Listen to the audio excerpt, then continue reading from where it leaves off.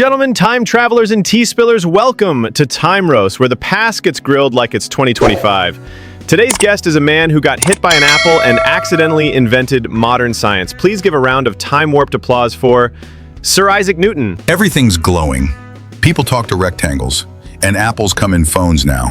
But sure, let's chat. Thanks for having me, though I'm still not entirely sure what a podcast is. All right, let's kick things off with some laughs, because even legends deserve a little roasting, right? Okay, now we will start our first segment called Hilarious Segment.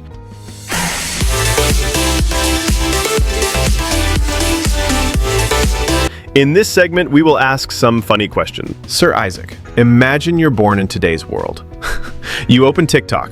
What do you think your reaction would be? Tick-tock? At first, I'd assume it's a clock. Then I'd watch a man dressed as a banana dance with a goat while lip-syncing, and probably set all my scientific notes on fire. In my day, we spent weeks calculating an orbit. Now people get famous for eating ice cubes in reverse. So you're saying TikTok wouldn't pass your gravity test? Indeed. It appears to defy logic, attention span, and dignity all at once. Quite impressive, actually. Sir Isaac, what exactly were you thinking when the apple hit your head? I thought someone threw it at me. I looked up expecting a prankster. Instead, I found gravity. Here's a follow-up, Isaac. If you had to go viral today, what trend would you start? I drop apples from rooftops and film people's reactions. Call it the Gravity Check Challenge. Educational and potentially hazardous. Perfect modern content. Ha ha ha. Sir Isaac, if you had a superhero name, what would it be? Captain Gravity. Keeping villains firmly on the ground. What's your favorite modern invention? The seatbelt. Finally, a device that understands inertia as much as I do. All right, folks, let's move to the next segment. And trust me, it's about to get sharply real.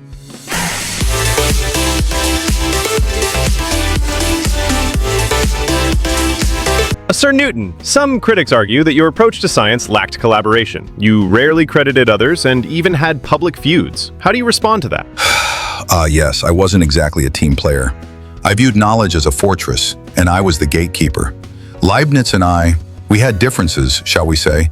But understand, in my time, ideas weren't protected by copyright. They were stolen, misused, forgotten. So I guarded mine fiercely. Sir Isaac, did politics ever interfere with your science? Absolutely. Even gravity couldn't pull some people toward reason. How do you feel about your work being simplified for kids? If it inspires curiosity, I'm happy. But please, stop saying I discovered gravity. I just explained it. So it wasn't arrogance, it was protection? A bit of both, to be honest. I believed I was right, often I was. But perhaps I was also afraid that others would twist what I had not yet finished understanding myself. What's something about your time at the Royal Mint most don't know? I cracked counterfeiters like code. Physics meets finance. Sir Isaac, last question of this segment. Did you ever regret how you handled those rivalries? Sometimes. I let pride win over progress. I may have delayed cooperation that could have accelerated discovery.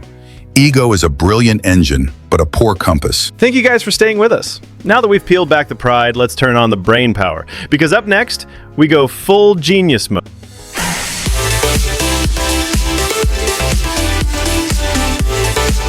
Time to get nerdy.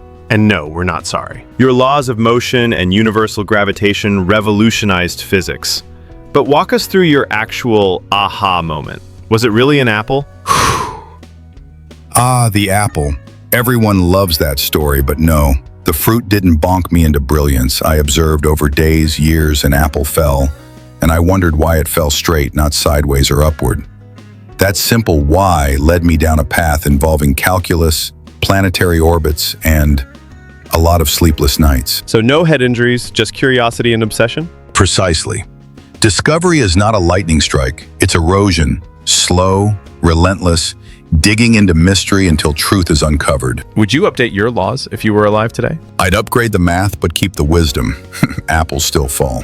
Which experiment was the most frustrating for you? Grinding glass lenses. My fingers have seen sharper days. Sir Isaac, did you ever test your laws in secret? Of course. My garden was my laboratory, and occasionally, my apple supply chain. Sir Newton, if you were teaching today, what concept would you say modern students still misunderstand about gravity or motion? That gravity is not just about falling. It's about pulling, an invisible thread tying every object together. People think it's an old idea, but it's the beginning of everything. All right, Brainiacs, hold that thought, because now we're flying off the edge of reality. Get ready for some wild imagination. In this segment, we leave logic behind and enter the realm of what if.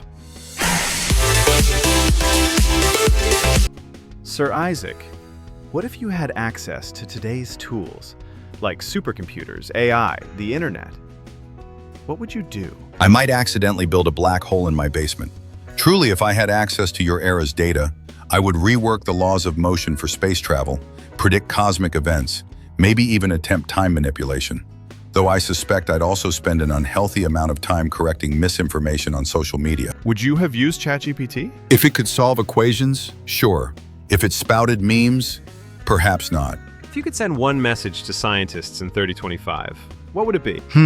It would be, don't just stand on my shoulders, build your own ladder. Would you join a space mission to another galaxy? Only if they promise not to serve dehydrated apples. What do you think of AI? Fascinating. A machine mind, I wonder if it dreams of apples. Sir Isaac, last question of this segment. What if time travel was real and you could visit any future year? Where would you go? I'd visit the year when humanity no longer fears knowledge, when understanding is as valued as wealth. That's the true future I long for. We've bent time and roasted reality. But before we wrap, let's bring it back to something more human. For our final segment, we ask the question behind the genius. Not what he discovered, but who he was.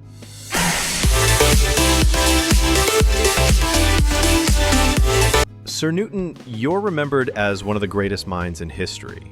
But what do you wish people knew about you that they often miss? That I was lonely. My mind was loud, my world quiet. I craved answers more than company. But in truth, I often wish someone would understand me, not just my work. I left behind equations, yes, but I also left behind a man who never quite fit. That's powerful and real. Genius is not joy. Sometimes it's burden. But I hope it helped move humanity forward. What's one thing you wish people understood about you? Thoughtful that I was more than equations. I was human, with doubts and dreams. What moment made you feel truly proud? Seeing my ideas inspire others long after I was gone. That's the real immortality. Did you ever fall in love? I fell for knowledge.